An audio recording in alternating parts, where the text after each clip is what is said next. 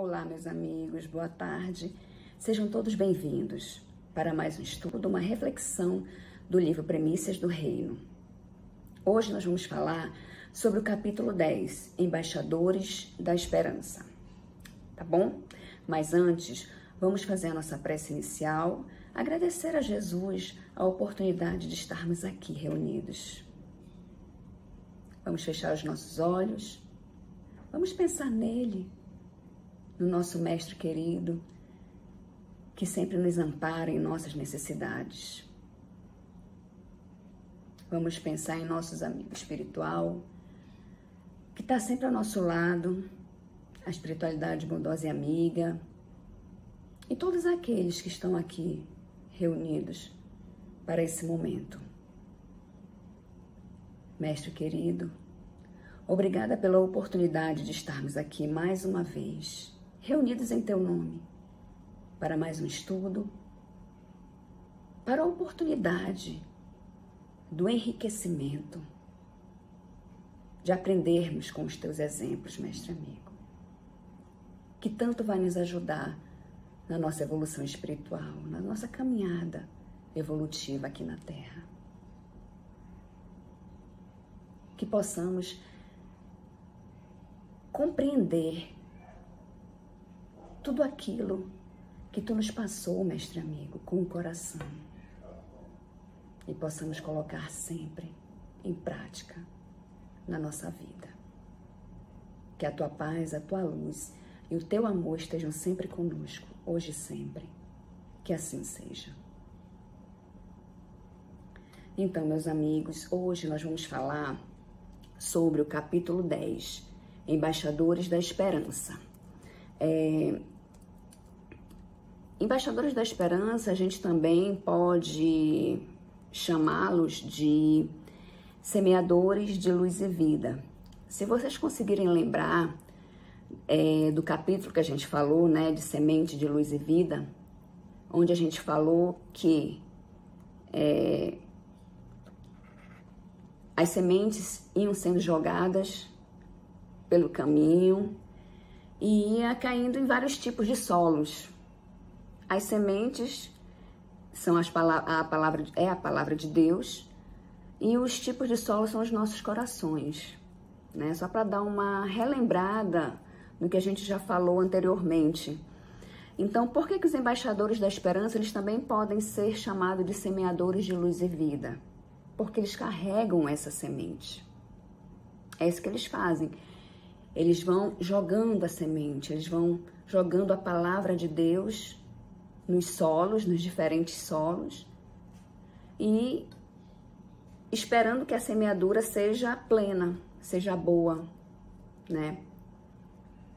Então é por isso que a gente também pode chamar esses embaixadores da esperança de semeadores de luz e vida, porque eles vão semeando a palavra de Deus em nós. Mas aqui, nesse capítulo, nós vamos... Esse capítulo aqui, ele fala de uma passagem muito linda do Evangelho, que fala da missão dos 72 apóstolos. E essa passagem a gente vai encontrar no Evangelho de Lucas, capítulo 10, versículo de 1 a 24. Quem eram os 72 apóstolos de Jesus? Então a gente pode começar a entender da seguinte forma. O número 72, ele é simbólico na Bíblia. E ele indica que todos podem sair em missão, podem seguir em missão quando se tem a fé em Cristo. Todos nós podemos ir numa missão quando temos fé em Cristo. Todos os batizados, eles são chamados a levar a mensagem de Deus. Então, esse é o significado do número 72.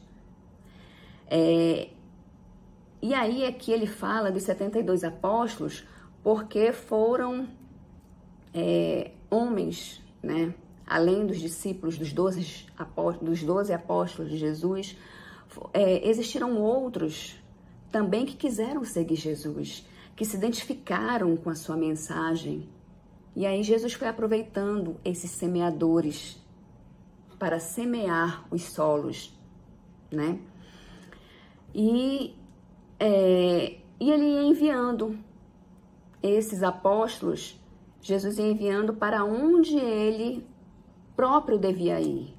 Então, esses 72 apóstolos, eles eram porta-vozes do Cristo. E Jesus os enviava de 2 em 2. Por quê? Porque faz com que a missão ela não seja individual. Mostra que nós precisamos um do outro, que nós precisamos do relacionamento fraternal entre nós e que nós podemos nos assistir mutuamente em qualquer necessidade. Então, ele enviava de 2 em 2 justamente para mostrar que a sua missão, que todos aqueles que estavam sendo enviados em sua missão, não era uma missão individual, mas era uma missão comunitária de todos nós. E que esses 72 apóstolos, eles são os cordeiros no meio dos lobos, que anunciam a presença do reino de Deus. Então a gente vai adentrar um pouco mais para entender melhor essa questão dos 72 apóstolos, né? Esses discípulos que Jesus enviava justamente para os lugares para onde ele próprio deveria ir, né? Eles iam lá à frente de Jesus justamente para anunciar, para preparar. Eles eram os precursores espirituais de Jesus. Assim como João Batista foi o precursor do próprio Cristo, né? Se vocês conseguirem lembrar também do capítulo que a gente estudou sobre João Batista, onde ele é o precursor de Jesus, onde ele preparou todo o terreno para a vinda de Jesus. Então, esses 72 apóstolos, eles também eram enviados à frente pelo próprio Cristo para preparar o coração das pessoas para a mensagem de Jesus, para a chegada de Jesus nesses lugares. E além de precursores espirituais, esses 72 apóstolos, eles também eram continuadores da tarefa de Cristo. Então, eles iam, preparavam, né, o caminho de Jesus e depois eles davam continuidade naquela tarefa. Aqui no capítulo dos Embaixadores da Esperança, a gente começa assim. A autora começa da seguinte forma: Betabara, ou Casa da Passagem, demorava-se num val do Rio Jordão, onde as caravanas se encontravam para pernoites, após atravessarem um rio em busca das cidades distantes. As notícias que chegavam àquela cidade cresciam e alcançavam sítios longínquos, conduzidas pelos viajantes pressurosos. Ali estivera pregando João, conclamando a penitência, numa lavagem simbólica dos pecados, que era o batismo que ele fazia, abrindo os caminhos para o Senhor como precursor do Cristo. No ar festivo, que invariavelmente caracterizava os encontros, agora pairava a trágica notícia da decapitação do Batista, em Maqueronte, na região erma de Pérea. Uma tristeza profunda, cheia de mágoa e ressentimento, se refletia nos que ali passavam, recordando talvez os benefícios que recolheram do apóstolo precursor. Com o término das festas das tendas, retornavam aos grupos que se demoravam pelas cidades do itinerário, visitando parentes, comentando, recordando. Então, aqui a autora, ela começa o capítulo contando que como Jesus lembrava de João Batista, né? E Jesus voltava ali, naquele mesmo lugar, para derramar as promessas nos corações dos discípulos e encorajá-lo para a luta que ainda viria, que a gente sabe né, que todos aqueles que falaram em nome do Cristo, a luta foi árdua. Por quê? Porque a tarefa no trabalho cristão, no trabalho com Cristo, não é fácil. A gente sabe, né? Existem os espinhos pelo caminho, os caminhos são pedregosos e a gente tende, no primeiro obstáculo, a desistir. Então, não é fácil. E aí ela continua, né, falando, e a gente vai ter a passagem onde ela fala que Jesus, a permanência agora se faria mais demorada. A região da Pérea necessitava dele. Então, Jesus se demoraria ali, naquele local. Por quê? Porque ele sabia que aquele lugar precisava das suas mensagens, né? Precisava do seu amor. E no lago de Genezaré, Jesus proferiu suas palavras. A gente sabe que ali no lago de Genezaré era onde Jesus se reunia para contar as parábolas, onde ele fazia os sermões e aquela multidão se reunia ali naquela praia para ouvi-lo.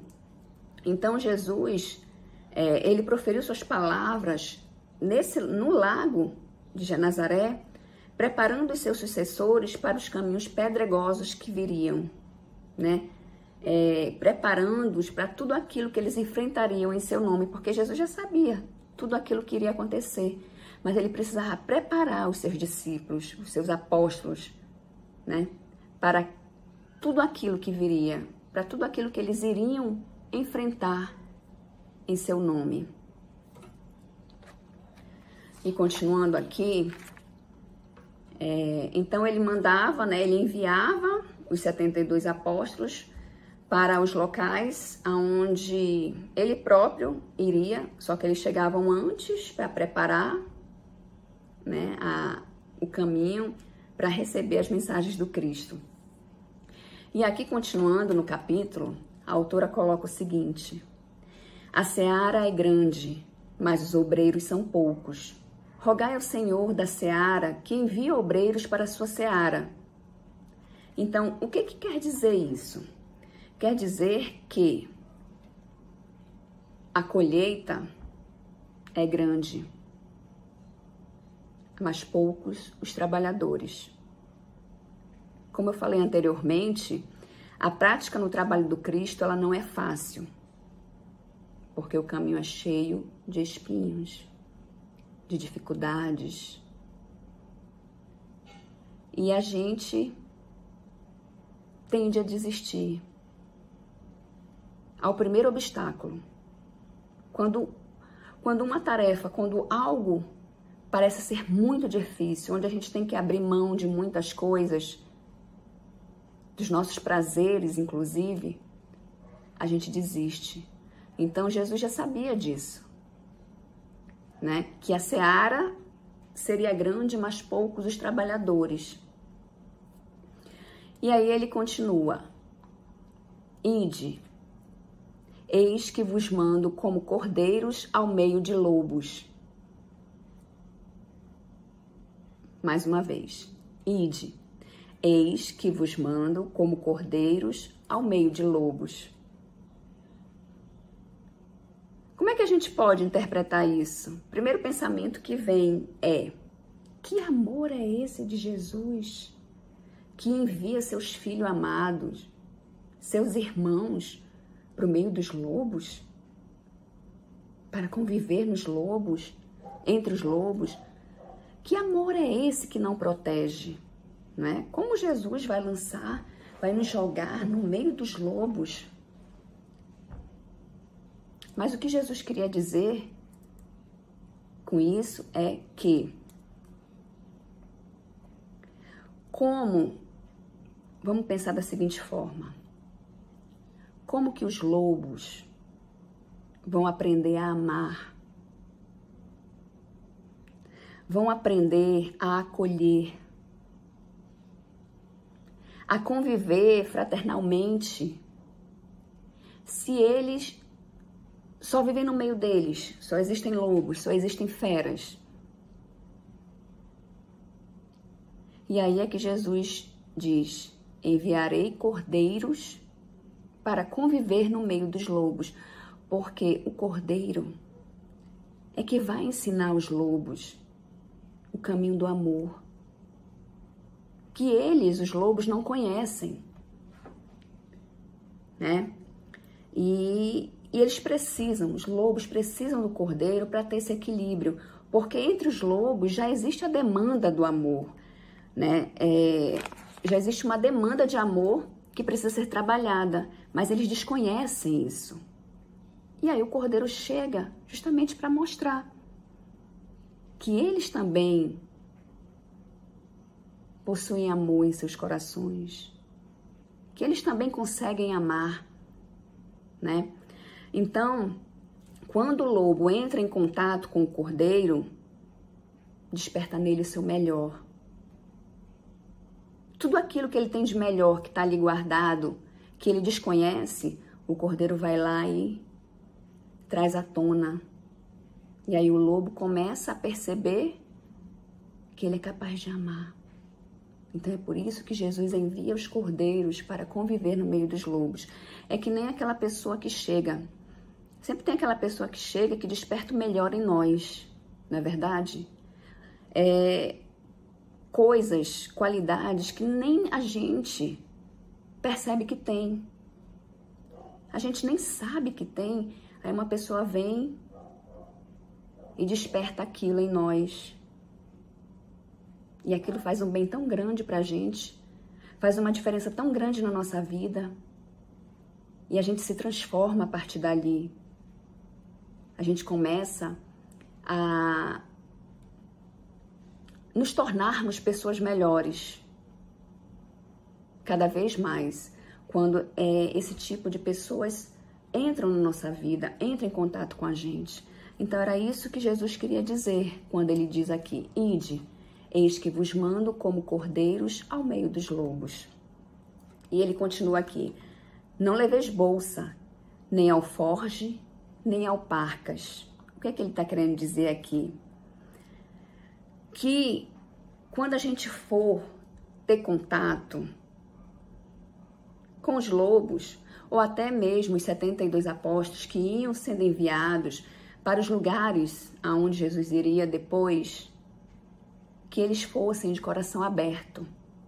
Quando ele fala, não leveis bolsa, nem alforge, nem alparcas, ele está querendo dizer, não leve preconceitos, não leve crenças, não leve resistências, não levem amarras, nem julgamentos. Vão com o coração aberto, com amor, para dar para todos esses irmãos que estão lá, à espera da palavra do nosso mestre querido. É isso que ele quer dizer. Que a gente não leve as expectativas em agradar também, porque a gente sabe que nessa excursão do trabalho cristão, vamos encontrar pessoas que comungam da mesma ideia, que desejam a mensagem do Cristo, que se identificam com a mensagem dele. E existem pessoas que não vão comungar da mesma ideia, que não se identificam com as mensagens ainda. Porque a gente sabe que ainda não chegou o tempo dessas pessoas, mas que vai chegar. E aí, cabe a nós que já temos o entendimento, que já vivenciamos o Evangelho em nossa vida, a responsabilidade de acolher essas diferenças. Nós, que já temos esse entendimento, que já vivemos o Evangelho em nossa vida, nós temos a responsabilidade de acolher essas diferenças. Aqueles que pensam diferente, aqueles que o tempo ainda não chegou, aqueles que não comungam ainda da mesma ideia, que não estão ainda abertos à palavra do Mestre, às mensagens de Deus. Então, que a gente tenha paciência, porque o tempo de cada um é diferente. E essas pessoas ainda não despertaram, tá bom? Aí ele continua aqui dizendo, né, que os 72 apóstolos, eles iam chegando nas cidades, e conforme eles iam chegando, iam ter a recepção. Em alguns lugares eles iam ser bem recebidos, e o que Jesus dizia? Aonde vocês chegarem,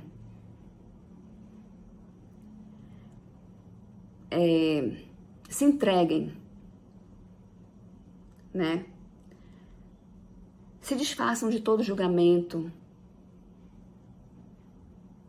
e aceitem tudo aquilo que eles vão oferecer para vocês, com o coração aberto. Vocês vão encontrar aqueles que vão acolher e vão encontrar aqueles que serão resistência. E nos locais, aí ele fala aqui, mas em qualquer cidade em que entrardes e vos não receberem, saindo por suas ruas, dizei, até o pó que da vossa cidade se nos pegou, sacudimos sobre vós. Sabei, contudo, isto que já o reino de Deus é chegado a vós. Então, o que Jesus quer dizer aqui? Quando ele diz, até o pó que da vossa cidade se nos pegou, sacudimos sobre vós. Naquela cidade em que não vos receberam. Ele está dizendo que não é para a gente chegar e dizer assim, não vou nem levar, vou embora, não querem saber da palavra, não querem saber da mensagem, então tchau. Não é isso. Ele está querendo dizer que para a gente, para eles, os 72 apóstolos, que é uma lição para a gente, para que eles deixem o melhor deles por onde eles passarem.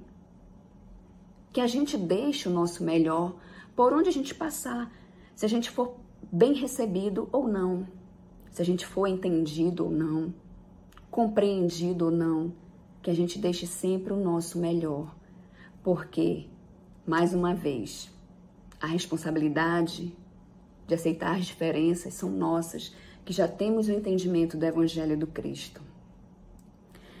E aí, né, Jesus continua, aí aqui, a autora, ela vai falar o seguinte, ter os nomes escritos nos céus para servirem sem cessar a causa da verdade, encaminhados periodicamente à terra. O que é ter o nome escrito no céu? Ter o nome escrito no céu são as curas, os sermões, o compartilhar do amor.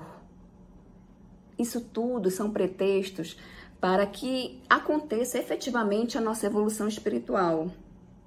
Então, toda vez que a gente ajuda, toda vez que a gente faz uma caridade, toda vez que a gente leva a palavra de Jesus, que a gente semeia a palavra, a gente está escrevendo o nosso nome no céu. Porque a gente está o quê? Fazendo com que realmente a nossa evolução ela aconteça. Então, quando a autora ela diz ter os nomes escritos nos céus para servirem sem cessar a causa da verdade, encaminhados periodicamente à terra, é isso, é a questão da gente sempre trabalhar, né? Fazer o trabalho, aquela tarefa árdua mesmo do trabalho em Cristo, que é difícil. Cada vez que a gente fizer um pouquinho pelo nosso irmão, por cada um, a gente está escrevendo o nosso nome no céu. Então ela fala aqui o seguinte, ter os nomes escritos nos céus para servirem sem cessar a causa da verdade, encaminhados periodicamente à terra.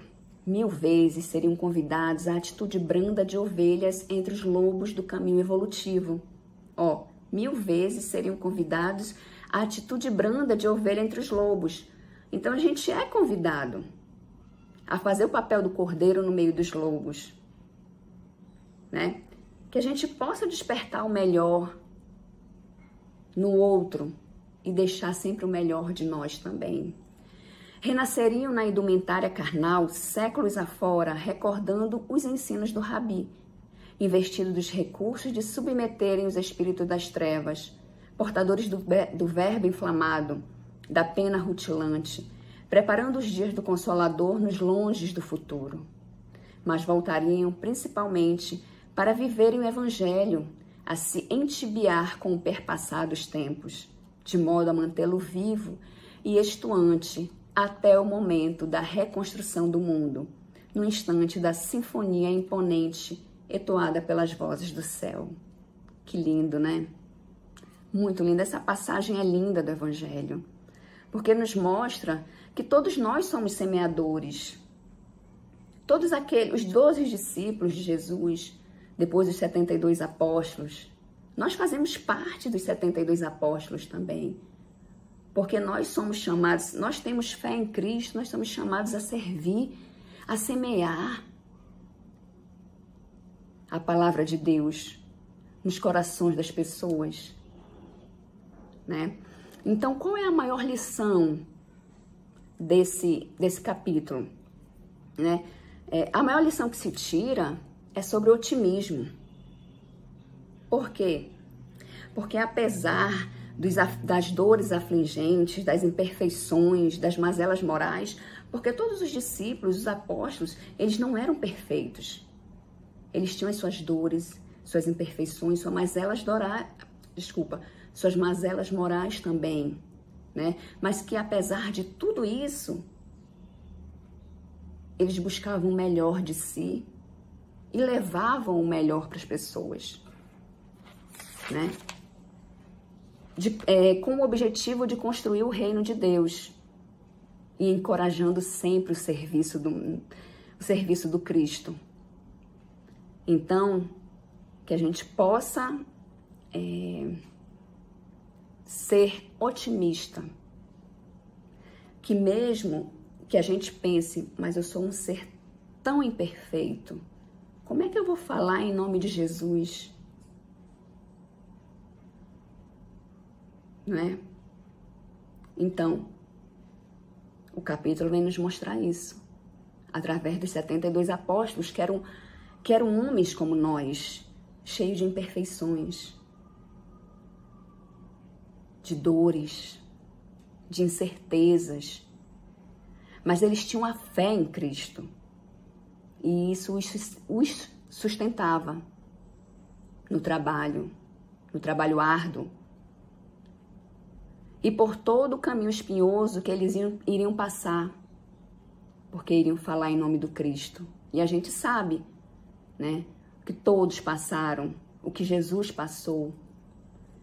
Então, o otimismo, esse capítulo nos traz o otimismo de, apesar das nossas mazelas, a gente seguir buscando sempre o melhor de nós e o melhor no outro, deixando o melhor de nós no outro, espalhando o reino de Deus e encorajando todos para o serviço com Cristo, para o serviço cristão. Porque, como ele fala aqui, a seara é grande e poucos trabalhadores. Então vamos encorajar cada vez mais um ao outro para o trabalho do Cristo. Vamos semear cada vez mais a palavra de Deus no coração das pessoas. Porque cada uma no seu tempo vai acolher a mensagem. E o reino de Deus vai se formar dentro do coração delas. Tá bom, meus amigos? A gente termina por aqui a reflexão sobre esse capítulo. Espero que tenha sido claro, tenha sido útil para vocês. E a gente se vê no próximo, tá bom? Tenham todos uma boa tarde, um excelente fim de domingo e uma ótima semana para todos. Vão todos na paz de Cristo.